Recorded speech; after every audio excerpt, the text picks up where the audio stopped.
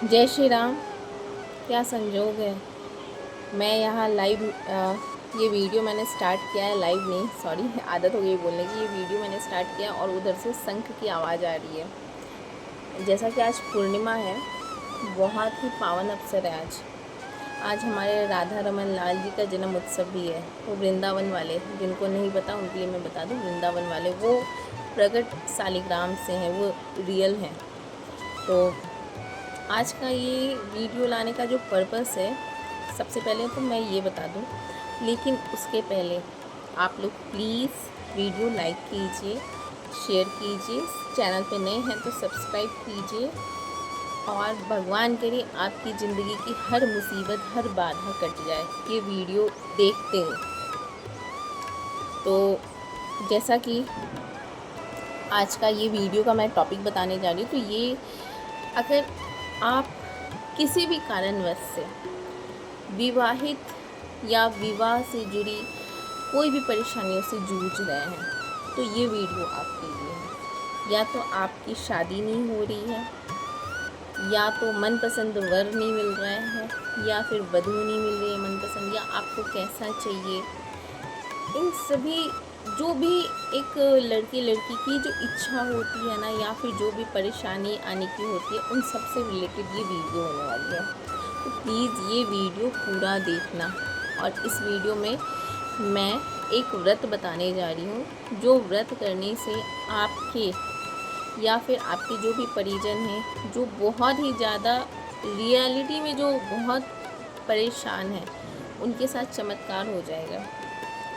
और चमत्कार पहले बहुत लोगों के साथ हुआ है, इसलिए ये वीडियो रिसर्च करके बनाई हुई है और ये मेरा पर्सनल एक्सपीरियंस भी है। तो मैं बताती हूँ कि पर्सनल कैसे है, क्योंकि आज से करीब 13 साल पहले मुझे सपने में आया था कि कोई माता आई थी और रंग काला था उनका। और मैं पूरी तरह से नहीं बताना चाहती हूँ कि क्यों अपने सपने को सबके सामने क्यों उजागर करूँ मैं, लेकिन हाँ, आप मेरा परिवार है तो मुझे इससे क्या फ़ायदा हुआ ये मैं ज़रूर आपसे बताऊँगी। तो उन माता ने मुझे कहा था कि बेटा तू 16 सोमवार का व्रत किया कर। मुझे वो ऐसा कही थी और लाल रंग की साड़ी में थी वो, और सिंपल सी थी, अच्छी सी थी। मतलब मुझे ऐसा लग रहा था कि जैसे मेरी काली मैया आई थी बोलने के लिए मुझे। तो ऐसा कहा उन्होंने, लेकिन मैं ना भूल गई अगले दिन।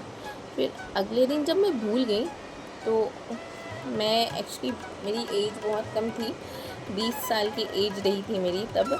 तो मैं क्लास करके आ रही थी कॉलेज की, तो आ रही थी और मैं भूल चुकी थी पूरी तरह से कि क्या मैंने सपने में देखा था। तो मेरी फ्रेंड ने मुझे बोला कि तू सोमवार का महीना था, तो मेरी फ्रेंड सोमवार का महीना बोल रही, मैं सावन का महीना था और सोमवार आने वाला था। तो मेरी फ्रेंड ने मुझे बोला कि तू सोमवार कर रही है क्या? तो मैं नहीं करती थी व्रत, मैं झूठ नहीं बोलूँगी, मुझसे ना फास्टिंग नहीं होता है, अभी भी नहीं होता है। तो मैंने कहा कि नहीं, मैं नहीं कर रही हूँ, मेरे से फास्टिंग नहीं होता है। लेकिन ऐसे बोलते ही ना मेरे दिमाग में ना एक स्ट्राइक हुआ, मुझे पूरा सपना ऐसा लगा ना जैसे मेरे आँखों के सामने आ गया।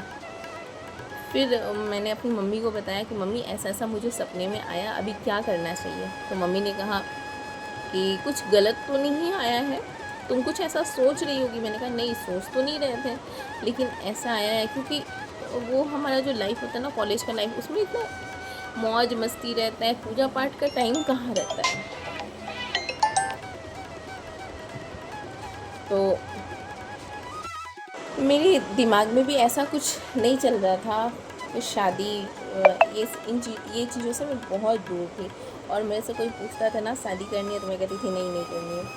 तो ऐसा नहीं है कि उसके एक दिन पहले ही किसी ने मुझसे पूछा, ऐसी भी बात नहीं है। तो मैंने ना पूजा शुरू कर दिया, लेकिन मैंने 1-2 जगह से पूछा तो लोगों ने कहा शिवलिंग होना चाहिए, अगर 16 सोमवार करना है तो शिवलिंग के पास करते हैं तो ज़्यादा अच्छा रहेगा। फिर मैंने सोचा शिवलिंग कहाँ से लाऊं, तो मैंने पूरा का पूरा 16 सोमवार मंदिर में बैठ के किया है। तो और 16 सोमवार जिस दिन ख़त्म हुआ, उसके करीबन 1 महीना भी नहीं हुआ होगा, मेरे रिश्ते की बात चलने लगी। अब ये भगवान की दया थी या क्या था मुझे नहीं पता, लेकिन उस टाइम मैं शादी के लिए तैयार नहीं थी। 20 साल की एज में कौन शादी करना चाहता है। लेकिन शादी मेरी जैसा मैं चाहती थी उस तरह के परिवार में ही हुआ, उस तरह के लड़के से हुआ। मन वांछित जो वर और फल मिलता है ना, वो मुझे मिला। तो 16 सोमवार का मेरी मम्मी बोलती है कि तुम हर किसी को बताया करो, क्योंकि तुम्हारा 16 सोमवार जो तुम करती थी ना पूजा, वो देख के ना आस पड़ोस के जो लोग रहते थे ना वो खड़े रह जाते थे। अब मैं मंदिर में पूजा करती थी ना, पीछे अगर किसी को पूजा करना है वो खड़े होकर इंतज़ार करते थे कब मेरा पूजा पूर्ण होगा, फिर वो आते थे और बोलते थे इतना अच्छा लगता है ये पूजा करती है। तो ऐसा मुझे बहुत लोगों से सुनने के लिए मिला। मुझे नहीं पता ये सच है या नहीं, मैं नॉर्मल पूजा करती थी, बस मेरा भाव सच्चा रहता था। तो मैं आप लोगों को बताती हूँ पूजा में क्या करती थी, कैसे करती थी। अगर आप कोई लड़की हैं या कोई आप पुरुष हैं या महिला हैं, जो भी हैं, ये व्रत सबके लिए है। आपको मन पसंदीदा वर चाहिए, वधू चाहिए, या फिर कुछ प्रॉब्लम आ रही है आपकी शादी में, तो आप 16 सोमवार का व्रत कर सकते हैं। और 16 सोमवार का व्रत कब स्टार्ट करना है, ये सावन के महीने में आप कीजिए। सावन का महीना आने वाला है, एक आध महीने में सावन आ जाएगा, आप सावन के महीने में स्टार्ट कीजिए 16 सोमवार का व्रत। तो क्या है, कैसे करना है, ध्यान से सुनिए। मैं एक एक चीज़ बताऊंगी, आपको एक एक चीज़ सुनना है और समझना है अच्छे से।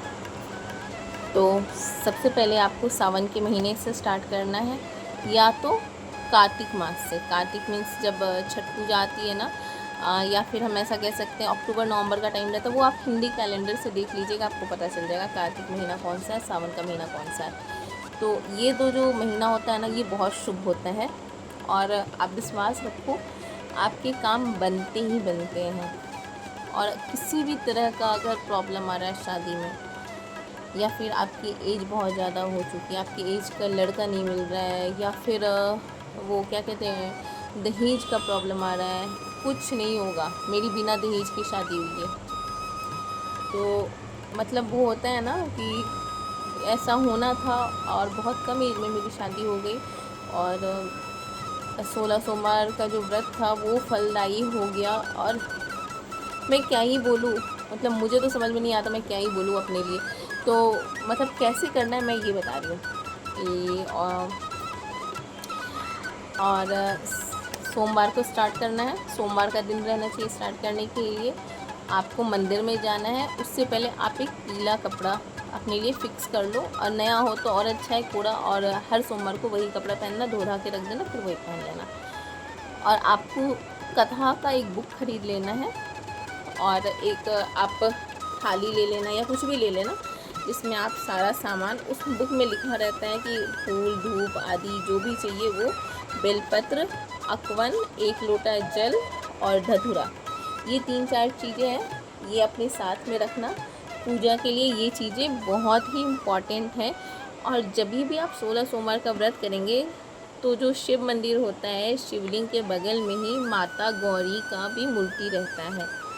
आप उनको वो जो मौली वाला जो आता है ना तागा, मौली कच्चा सूता जो आता है, उससे गठबंधन करके उसके बाद पूजा स्टार्ट करेंगे। स्नान कराएंगे घी से, दही से, सबसे पहले दही से, घी से, शहद से, शक्कर मिलेगा तो शक्कर से, उसके बाद लास्ट में जल ढारेंगे। और जल ढार के पूरा उनके शिवलिंग के आसपास जितना भी जो भी है प्रसाद या बेलपत्र जो भी है, आपको सब हटा देना है वहाँ से। मीन्स आपको एकदम नीट एंड क्लीन करके पूजा करना है। आई थिंक लाइट थोड़ी कम हो गई, लाइट में ऑन करती हूँ उसके बाद। अब आपने नीट एंड क्लीन कर दिया शिवलिंग के आसपास का एरिया। अब आपको क्या करना है, गठबंधन करना है भोले बाबा का माता गौरा के साथ में, ठीक है। इतना कर दिया, उनके ऊपर वस्त्र डालना है आपको। आपका जो भी वस्त्र से पहले आपको जनेऊ पहनाना है। जनेऊ, फूल, बेलपत्र पे राम लिखना है। हर एक बेलपत्र की डंडी तोड़नी है, और तीन का होना चाहिए बेलपत्र, डंडी तोड़नी है, उस पर राम लिखना है। हर एक बेलपत्र पे चंदन से लिखें या रोली से लिखें। एक एक करके आपको बेलपत्र चढ़ाना है। मैं 11 चढ़ाती थी बेलपत्र, और जो आखिरी सोमवार था ना, आखिरी सोमवार को मैं 108 बेलपत्र मैंने चढ़ाए थे। बाकी सारे सोमवार को 11। और अगर आप मैरिड हैं, अपनी लाइफ को अच्छा करना चाहते हैं, हस्बैंड वाइफ के बीच अच्छा नहीं बनता है, तो आप 22 बेलपत्र चढ़ाएंगे। ये फिक्स है प्रोपोर्शन। अगर सिंगल है तो आपको 11 और मैरिड है तो 22, और आखिरी वाले में आपको 108 बेलपत्र चढ़ाना है। और अकवन का वाइट कलर का फूल होता है, वो भोले बाबा पे ही चढ़ता है। वो क्या, अभी हरे रंग का क्या होता है नाम, अभी मैंने बोला था फिर दिमाग से निकल गया। और भांग मिलता है तो भांग, और कोई एक प्रसाद। और हाँ, प्रसाद अगर आप बना सको तो ठीक है, नहीं बना सको तो पेड़ा, सुधा मतलब डेयरी वाले पेड़ा जो बेचते हैं ना, आप उनसे पूछ लेना कि मुझे भोग लगाने के लिए चाहिए। लेकिन मैं यही सजेस्ट करूँगी ना, घर पे बनाओ प्रसाद, क्योंकि आप इतना मेहनतों से चाहते हो अगर अपना लाइफ सेट करना, तो थोड़ा आपको मेहनत करना पड़ेगा। तो जो प्रसाद का जो है ना, वो एक्चुअली क्या है ना, 3 पोर्शन में चढ़ाया जाता है प्रसाद, एक पोर्शन में नहीं। तो 3 पोर्शन जो होता है, उसमें एक पोर्शन हम मंदिर में ही छोड़ के जाते हैं। अगर आपको गाय मिलती है तो आप गाय को खिला दो, नहीं तो आप मंदिर में ही वहीं पे जब पूजा हो जाता है तो वो हम नहीं उठाते हैं। 3 जगह में से भोग लगाते हैं, 3 जगह केले के पत्ते पे। आपको केला का पत्ता अरेंज करना होगा। केले के पत्ते पे 3 जगह भोग लगाइए, और एक भोग आपको बांट देना है, उसमें से नहीं खाएंगे आप। बांटेंगे किसको?